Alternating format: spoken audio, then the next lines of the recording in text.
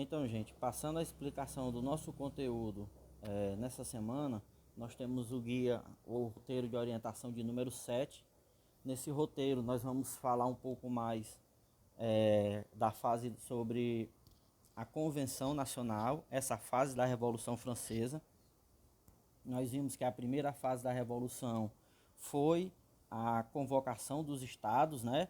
Representantes eleitos do primeiro estado, do clero, do segundo estado, a nobreza, e do terceiro, a, que seria o terceiro estado, que seria representantes de todos os outros grupos sociais, camponeses, trabalhadores, burgueses, todos que não tinham sangue nobre, né? O segundo estado foi a Assembleia Nacional, aonde ficou uma disputa de poder entre o rei e o terceiro estado acerca do comando da sociedade, da aprovação de leis. À medida que o rei foi endurecendo a perseguição, as pessoas foram tomando partido e se revoltando em vários locais da França, principalmente em Paris. E aí tem-se a tomada da Bastilha em 1789, e a partir de então quem passou a aprovar as leis foi o terceiro estado, e o rei cada vez mais ficou despossuído de poder e de participação, né? Porque toda a população francesa mais humilde, mais pobre, estava agora em, em defesa das transformações sociais, né? Lembrando que eles era quem mais sofriam, o terceiro estado era quem mais sofria com a fome, com a miséria, o primeiro estado, né? E o segundo gozavam de vários privilégios. E aí, após esse empoderamento por parte do terceiro estado, veio-se depois uma nova fase, que foi a Convenção Nacional. Essa Convenção Nacional é quando a Assembleia Nacional decidiu ter uma nova eleição para decidir um governo provisório, né? Que esse governo provisório ficou sendo chamado de Convenção Nacional, e foram eleitos representantes para essa Convenção Nacional, e se formou então 4 grupos principais que a gente já viu o nome de alguns deles. Girondinos, que era formado, se sentavam à direita nessas reuniões, né? Era formado por uma parte da nobreza e pela alta burguesia, que seriam aqueles donos de bancos, que ganhavam muito dinheiro emprestando dinheiro, né? Os jacobinos, que sentavam do lado esquerdo na reunião, e era formado pela parte média da burguesia, que era dono de algumas fábricas, oficinas. Também representava aqui os trabalhadores operários, chamados na época de sans-culottes ou sem-culottes, que era a parte de baixo da calça, né? E tinha outros grupos políticos, que eram os planícies ou pântano, aqueles que sentavam no meio, né? Esses não tinham posição política definida, não. Era de acordo com seus interesses. Quem pagasse mais pelo voto deles, eles acompanhariam. Nós temos alguns pontos que foram marcantes durante a Assembleia, a Convenção Nacional, né?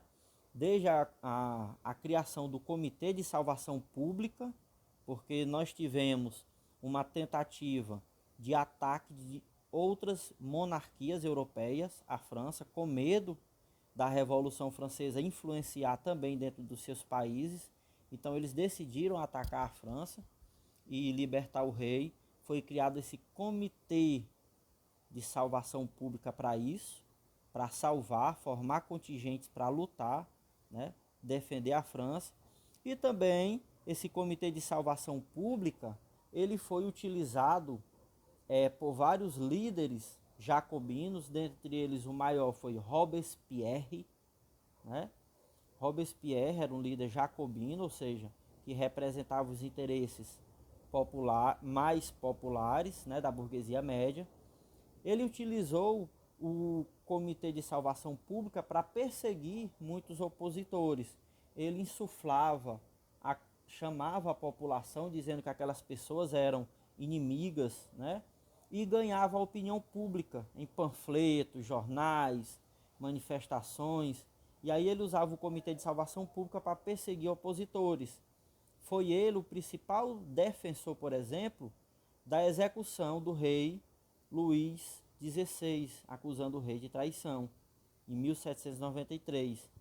Ele também incentivou a morte da rainha Maria Antonieta, né, algum tempo depois, e também foi levado até a forca os próprios filhos de Luís XVI, outros morreram na prisão, né? Então, essa fase da Convenção Nacional, onde o rei já não tinha poder, né? E o poder passou a ser disputado entre os dois principais grupos políticos da Revolução, girondinos e jacobinos, um representante dos interesses dos mais ricos e outro representante dos interesses da classe média, né, que eram os jacobinos, e também dos interesses mais populares. Foi um período de muita violência, porque com a perca de poder do rei, esses grupos ficaram brigando, se degladiando por quem tomaria o poder. E por isso foi um período de muita violência. Todos tentavam, por exemplo, trazer a população, o apoio da população para o seu lado. Porque quem tivesse o apoio da população teria a vitória nessa disputa, certo? A população apoiaria uma tomada de poder, a prisão de opositores. Para isso era preciso trazer a população para o seu lado. Aqui no segundo passo da aula nós temos, por exemplo, a fase do terror, né?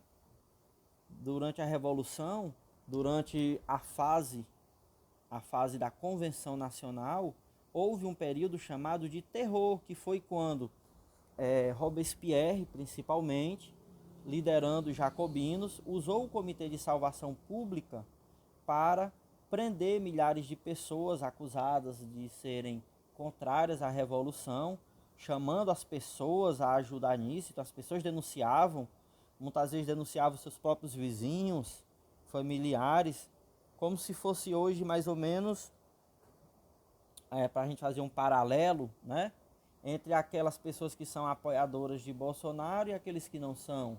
Então, se o governo chamasse as pessoas a denunciarem aqueles que eram inimigos do governo, muito provavelmente muitos denunciariam quem? Aqueles que ele tem conhecimento, que é o vizinho, que é um familiar, né? Isso é apenas um paralelo. Foi assim que aconteceu na Revolução Francesa. E as pessoas eram levadas, a punição era a guilhotina, né? Onde as pessoas eram levadas a praças públicas e decapitadas. Nesse período, estima-se que foi morto mais de 40 mil pessoas, né? Por isso que foi conhecido como a fase do terror. Depois, contraditoriamente, vocês verão que os próprios jacobinos, incomodados com esse terror promovido por Robespierre, condenaram ele à morte pela própria guilhotina, né? Então, foi um fim triste e contraditório da figura de Robespierre, um dos principais defensores da morte do rei, da guilhotina, do terror, também morreu fruto de sua própria violência, né? Passando adiante, nós temos aqui a necessidade da gente dar uma olhada da página 78 até 83 e a nossa atividade. Passando aqui para as páginas 78 até a 93, sei que desde a aula passada, nossa semana passada, a gente até já viu da página 78, 79 e 80, mas notei que ficou alguns pontos, e é natural que assim seja, né? Ficaram alguns pontos vagos na nossa explicação e na nossa mente. Isso é natural porque, como eu já falei, esse conteúdo da Revolução Francesa ele é muito extenso. São muitos personagens, são muitos acontecimentos, né? que são várias fases. Então não é algo fácil da gente compreender. Mas a Convenção Nacional, né, o que é a Convenção Nacional?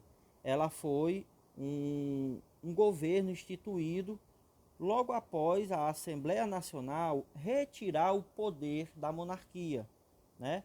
Aprovar a retirada de poder da monarquia e transferir para um governo provisório, que recebeu o nome de Convenção Nacional, né? O rei, o fim do rei e de toda a sua família, nós já sabemos, né? Foi acusado de traição e condenado à morte. A gente sabe que o principal defensor disso foi o líder jacobino Robespierre, né?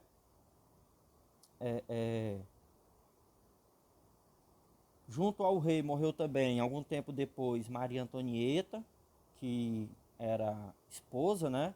E alguns filhos que foram mortos, inclusive, na própria prisão. Os grupos e facções políticas que fizeram parte da Convenção Nacional, que disputavam o poder, já que o rei agora não tinha o poder, quem ficaria com o poder? Quem disputava o poder, né, quem deveria aprovar as leis e quais seriam, foram os grupos que estão em destaque aqui em negrito. Girondinos, que eram aqueles que se sentavam à direita na reunião. Esses eram formados por membros da antiga nobreza, membros da alta burguesia, que eram banqueiros, né? Eles ganhavam muito dinheiro com empréstimos, então os girondinos representavam os grupos mais elitistas, mais ricos, né, da sociedade francesa. Os jacobinos, por sua vez, era o grupo rival. Ele era formado pela burguesia média, que é a burguesia que era dona de fábricas, de oficinas, padeiros, oficinas de marcenaria, né? E também era formado, tinha um apoio de todos aqueles grupos do terceiro estado que via na nobreza e nos grandes ricos e no clero que ficava em torno dos girondinos, via uma ameaça. Então, os sans-culottes, que eram as pessoas trabalhadores, né, como vocês estão vendo aqui, culottes era a parte de baixo da calça masculina, né? Os sans-culottes não tinham essa parte do indumentário, da vestimenta. Então, sans-culottes era sinônimo de pobreza, de miséria. Um exemplo de culottes nós temos aqui. Vocês veem que a calça, a parte de baixo, ela tem a calça masculina uma indumentária, né, assim, né? Então, esses que usavam culottes, por ser uma indumentária tanto mais cara como reservada a essas pessoas que tinham mais condição, significava status social, enquanto os trabalhadores, a calça era normal, né? Inclusive morria antes, terminava antes de chegar no sapato. Então eram chamados de sans-culottes, sem-culottes, sinônimo de pobres, de trabalhadores, né? Então os jacobinos tinham apoio desses trabalhadores, tinham apoio também da massa miserável da população, né? Que era a grande maioria, camponeses, mendigos, pessoas que viviam em grande miséria. Os jacobinos se sentavam à esquerda na Convenção Nacional. Já a planície em Pântanos eram aqueles deputados que não tinham um lado político definido. Seria o que nós chamamos hoje no Brasil de centrão. Aqueles que sentavam no meio e vendiam seu voto de acordo com quem comprasse, né? De acordo com seus interesses pessoais e não políticos, né? A Convenção Girondina, nós temos aqui na página 80, que foi a última página vista por nós na última aula. Então, gente, durante a Convenção Nacional, a primeira fase desse governo provisório foi comandado pelos girondinos, que, como a gente já viu lá acima, era formado pela representantes da nobreza e da alta burguesia, né? Grandes representantes das elites francesas mais ricos. E eles tinham por interesse manter o poder deles enquanto elite. E aí o governo deles teve muita dificuldade porque não aprovaram nenhuma medida que favorecesse aos mais pobres e ainda tiveram um grande problema porque a França estava sendo atacada pelos países, pelos reis que não queriam que a Revolução Francesa acontecesse para não influenciar seu próprio povo. Aqui a gente tem a Inglaterra, a Espanha, a Áustria, a Prússia, fora outros, como a própria Rússia, por exemplo, né? E aí, para manter o exército lutando contra esses países, a França, o governo girondino, começou a produzir cada vez mais armas e cobrar também imposto, que gerou uma inflação muito grande. E um país que já vinha sofrendo com a miséria, passou a sofrer ainda mais. E é aí que vários grupos de trabalhadores, como os sans-culottes, passaram a apoiar os jacobinos durante a Convenção Nacional. E aí os jacobinos passaram a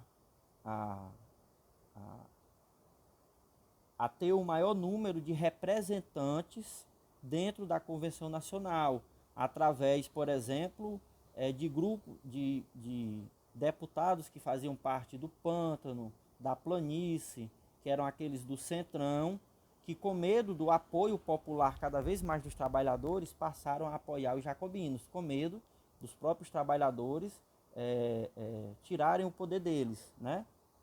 E aí o governo dos jacobinos, que foi considerado o governo mais radical, né?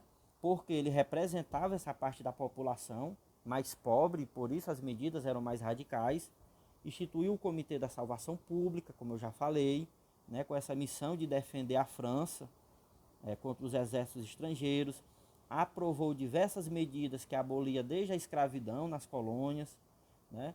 Tirava os representantes locais, que era defensor da monarquia, e colocava representantes que fossem defensores do governo jacobino e não, né, da monarquia. Estabelecia também uma lei de preços, o preço não poderia continuar subindo, estabelecia uma tabela, o pão e o leite, que foram as medidas mais taxadas, só podia chegar até tal preço, dali para cima não podia, né? E ainda aprovaram uma Constituição republicana, que era uma Constituição muito radical para a época.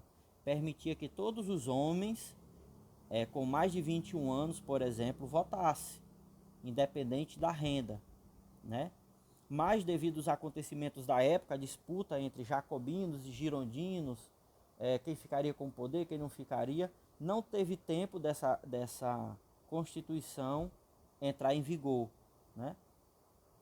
Aqui nós temos na página 81, né? Eu sempre venho falando desses grupos, jacobinos, girondinos, planície e pântano. Nós temos aqui a forma que se dava a assembleia, né? Uma assembleia em forma circular, meia-lua. Nós tínhamos no lado direito os jacobinos, aliás, os girondinos, no lado direito, formado pela alta burguesia, profissionais liberais, né? Representantes da nobreza. Na esquerda, no lado esquerdo, nós temos os jacobinos, que era a classe média, baixa e os trabalhadores, né? Os sans-culottes, que apoiavam os jacobinos, do lado esquerdo, né? E no meio nós temos aqueles que a gente chama de planície ou pântano, que eram aqueles que não tinham uma ideia política definida. Eles votavam de acordo com os interesses pessoais de cada um deles, né? Então essa era a divisão, né? Girondinos à direita, jacobinos à esquerda, planície e pântano ao centro. Por causa disso, pessoal, direita e esquerda se transformaram ao longo do tempo em sinônimos de posicionamento político, certo? Vocês vão ver, se vocês abrirem um jornal em vários momentos, ou em alguma manifestação política, você vai ver em diversos momentos alguém dizer, ó, eu sou de direita, eu sou de esquerda, né? Alguém de direita xingando alguém de esquerda, ou vice-versa. Por quê? Isso vem desde a época da Revolução Francesa.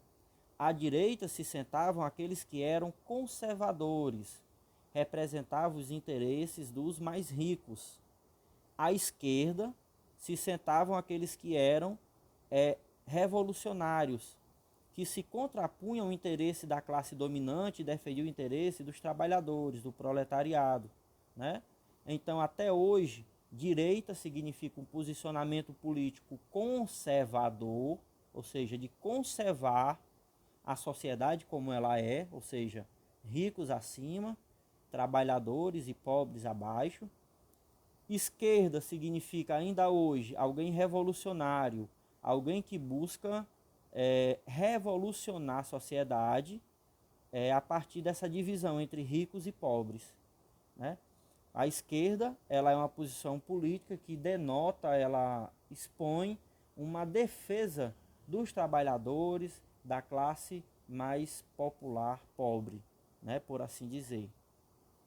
Então, quando vocês virem um debate político, essa discussão direita, esquerda, né, isso foi muito usado no impeachment da Dilma para xingar o Lula, o PT, né? Ah, o PT é de esquerda. O que significa isso?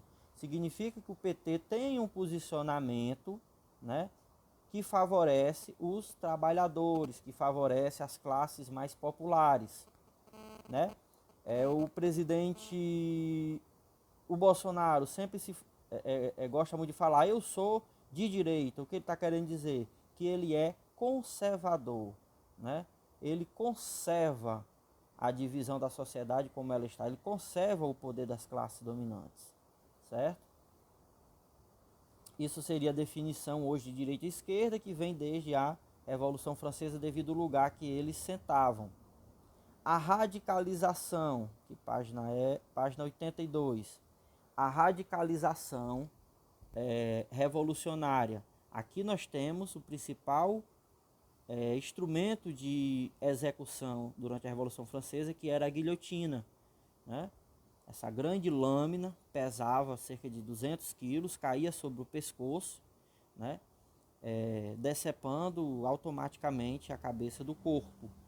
E aí esse período que foi instituído principalmente por Robespierre durante a Convenção... Durante a Convenção Nacional, né? Essa fase que os jacobinos e girondinos estavam disputando quem ficaria com o poder. Um dos líderes jacobinos era Robespierre. E ele, pelos jacobinos ter o apoio da maior parte da população, que eram os mais pobres, os mais humildes, ele conseguia muito facilmente insuflar, né, influenciar que as pessoas se revoltassem, se manifestassem, ele tivesse o apoio da população. E aí ele conseguiu usar o Comitê de Salvação Pública para perseguir os opositores, né? Membros da nobreza, membros da igreja, membros dos girondinos. E aí essas pessoas eram consideradas traidores da Revolução e condenadas à morte, né? Esse período que ficou conhecido como período do terror.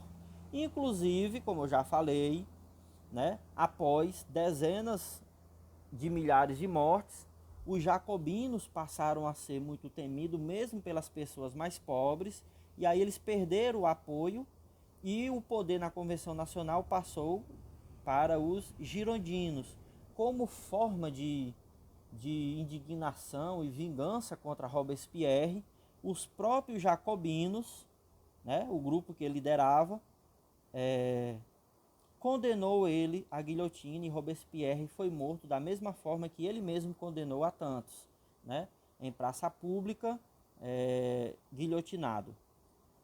Né? Na página 83, aqui, na página 83 nós temos o quê? A reação Thermidoriana ou Terror Branco. O que foi isso? Foi um momento em que os girondinos, com o apoio de parte da população, voltou ao poder, mesmo da população mais pobre, ele sendo representante das elites. Por quê?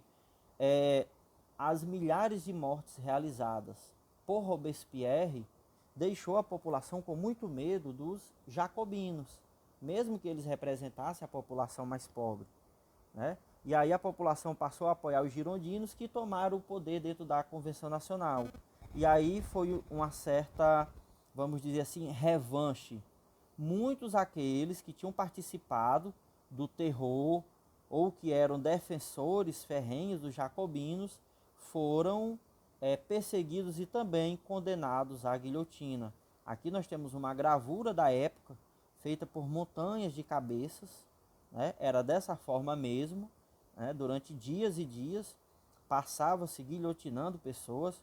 Estima-se que nessa época, né, os números tenham chegado, entre todo o período do terror, né, a quase 100 mil pessoas foram guilhotinadas, né? E nós finalizamos aqui com a Revolução de São Domingos. São Domingos, que hoje é o Haiti, era uma colônia francesa, né? Ou seja, era um território que pertencia à França, e com a tomada do poder por parte dos jacobinos e aprovado, como a gente viu lá, o fim durante o governo jacobino da escravidão nas colônias francesas, né? Em São Domingos, onde hoje fica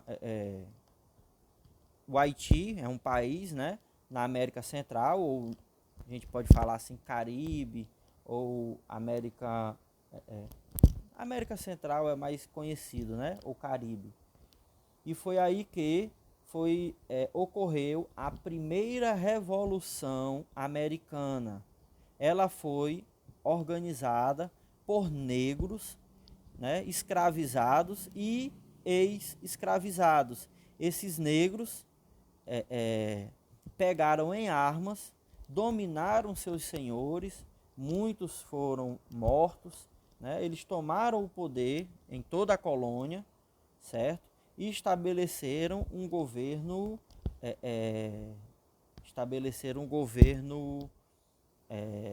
próprio, certo? Então essa foi a primeira revolução acontecida na América, a Revolução de São Domingos, certo? É muito importante a gente compreender porque foi a Revolução de São Domingos, ocorrida no Haiti, em 1804, que levou, né? Cadê? Deixa eu ver. Pronto, aqui. Foi essa revolta que levou a diversos outros movimentos por independência na América Latina, né? Esse foi o primeiro, um movimento realizado por negros escravizados, né? E libertos e fugitivos, que tomaram o poder das elites brancas e estabeleceram um governo próprio, né? Aqui à direita nós temos o grande líder Toussaint Louverture, que foi o líder da Revolução de São Domingos, líder, claro, negro, representando o povo negro. Toussaint Louverture foi o grande líder da Revolução de São Domingos e a partir de então tiveram dezenas de outras revoluções na América Latina influenciadas pela Revolução Haitiana ou a Revolução de São Domingos, que foi a libertação do país do domínio do poder de um país estrangeiro, a independência do país, né? E inclusive nesse caso aqui a libertação da população escrava do cativeiro, certo? Então aqui foi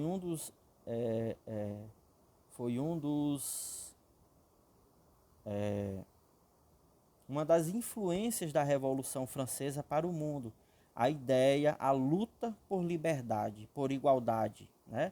as ideias defendidas lá desde os iluministas, né?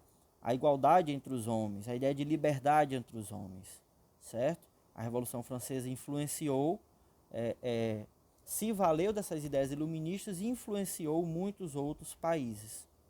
Por isso ela é tão lembrada até hoje. E agora nós vamos para o grupo da turma realizarmos a leitura do nosso roteiro e a resolução da nossa atividade da semana.